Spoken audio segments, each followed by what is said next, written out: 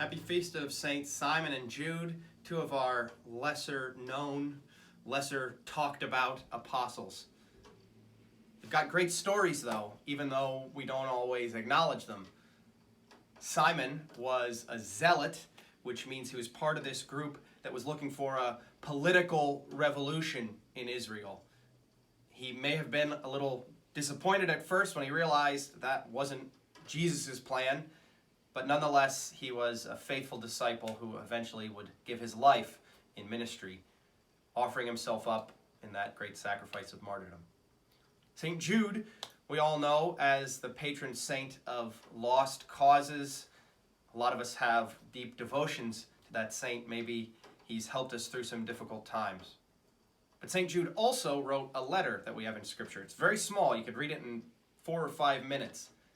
And in it, St. Jude corrects people who are sowing division in the church, people who are kind of following these visions, these dreams, these beliefs and practices that don't line up with what was passed down by the apostles.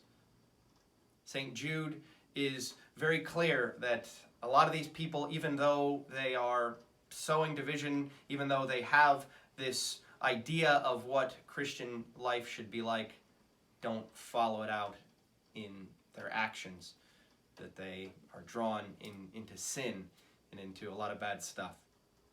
That's a great lesson we get from St. Jude and from all the apostles, that in the early church, the way they knew something was authentic, something was of Christ, was that it was passed down person to person by the apostles, by the people who listened when Jesus preached. Today in the church, we continue that idea of apostolic succession in our bishops, the successors of the apostles, and our Pope, the successor of St. Peter. We know our faith is authentic when it is passed down to us through the apostles. It's not up to us to go out on our own and figure stuff out, but to follow what has been entrusted to us. Happy Feast of St. Simon and Jude as we celebrate all the apostles have meant in the story of our church.